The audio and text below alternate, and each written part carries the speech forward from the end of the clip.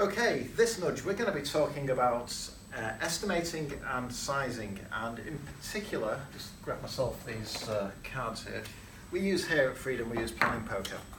So you've got a stack of cards, and I'm going to tell you a story about a product backlog item we pulled in last sprint, and we didn't finish it. It was much larger than we thought. So it was not done at the end of last sprint, and now this sprint we're pulling it in again.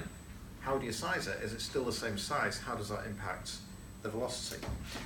So the first thing is I'm going to tell you a story. Here's a truck, and it's gone to pick up some material, and there's a big box of goods here. Now, it's an 8-ton truck, and we think it's 8 tons of material here. So we drive there, and when we get there, we fill up the truck, and all of a sudden the truck is full. We're only half full here. Actually, it was 13 all up. So there's another 5 tons that we weren't able to pick. So we take that away, and then we come back for a second journey. How much is remaining? Well, the first thing we need to do is guess or estimate how much is the whole amount. Well, the whole amount is 13 tons, which was 8 tons in the first trip, and then 5 tons in the second. What we do with user stories is very similar. So the first sprint we had a 3 and we had a 5, and then we also thought we had an 8. But this 8 didn't finish, so that went into the next sprint. It's the first story we're going to do in this sprint. How much is remaining? Well, that's the thing that we're going to estimate. And in the end, what did we estimate in the end? It was 5 points remaining. But we actually thought it was an 8, and there's 5 remaining. So what we did was we estimated for the whole story first. So we used our planning poker. We had deep conversations. There was a bit of tension and a bit of debate. And we ended up agreeing that this whole story ended up being 13. But because we want to forecast what we can pull in for this sprint based on the velocity for this sprint, 13 is no longer a relevant number. What's relevant is what's remaining. So then we talked about what we'd done and what's remaining, and we estimated that there was 5 points still to remain.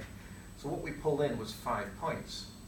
Now at the end of the sprint, that means when we finish the work, we're going to capture 13. Even though we estimated 5, we've captured 13. This is going to cause a bit of a spike here and a bit of a dip there. But that's okay, because they are typically peaky and troughy.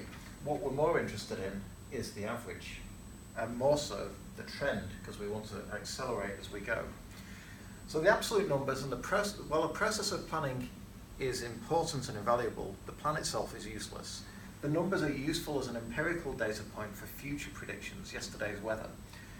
But really we want to focus on the conversations it creates. So that's why we do it. But we can do something with the numbers. But just to summarize, when you're capturing, you may estimate and be wrong the first time. That's fine. We get things wrong. Things are more complex than we believe. All we do is resize for the whole amount and then estimate for the remaining amount. So then that's done in the last sprint, and that was done in this sprint, but we actually capture the 13 in this sprint. So that was the next Agile Nudge. I've got a whole backlog of Agile Nudges I'm going to be doing soon, so I'm hoping you're enjoying these and finding value.